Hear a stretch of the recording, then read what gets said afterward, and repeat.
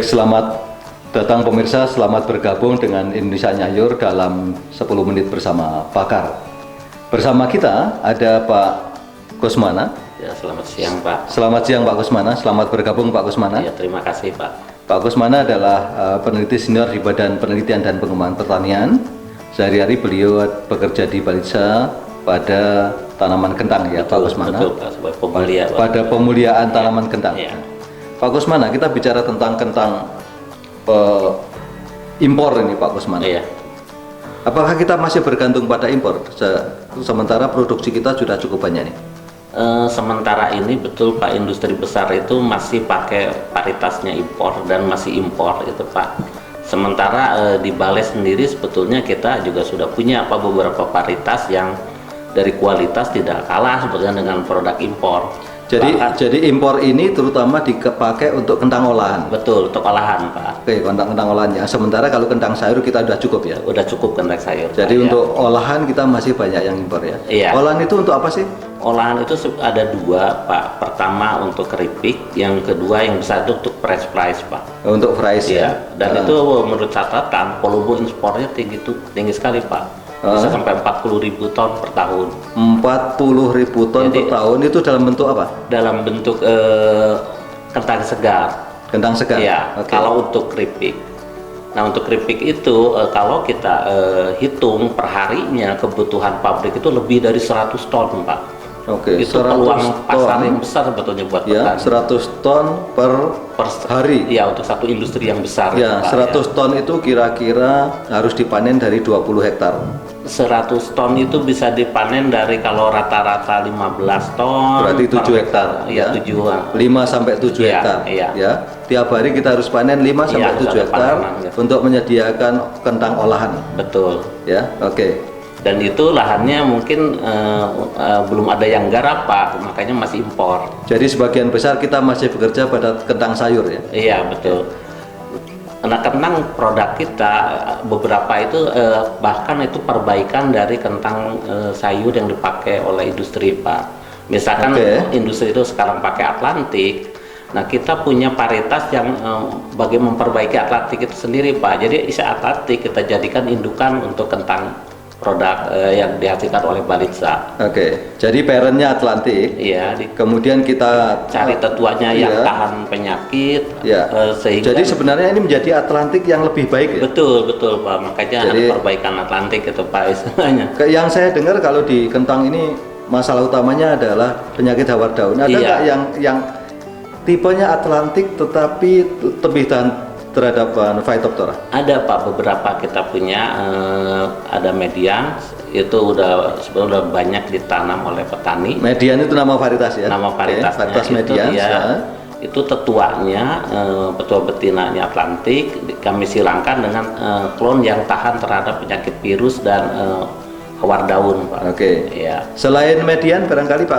Ada ini di depan kita juga ada AR08.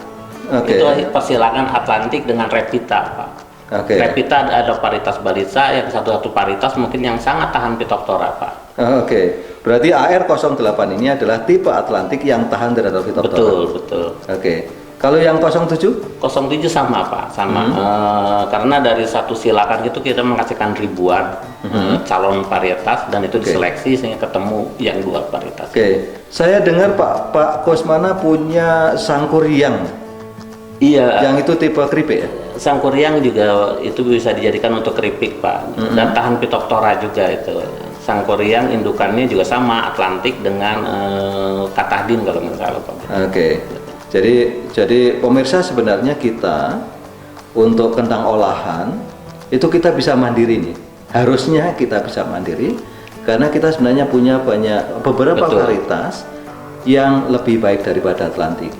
Karakter agronominya sama, kemudian bentuk umbinya sama, spesifik gravitinya juga memenuhi syarat, kadar gulanya rendah, dan dia tahan terhadap Phytophthora, sehingga petani nanti akan bisa mengurangi penggunaan pestisida dalam pengendalian Phytophthora. Ini penting bagi kita.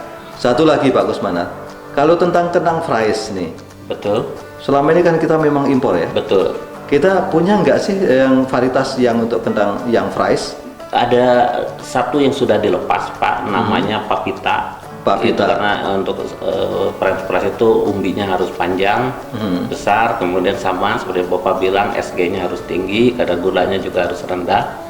Itu kita punya Papita. Kemudian dalam waktu dekat yang lebih bagus lagi dari Papita kita punya itu belum mungkin insya Allah di tahun ini akan di launching, namanya mungkin nanti Golden Pak, insya Allah Golden Agri Orte Pak. Ya.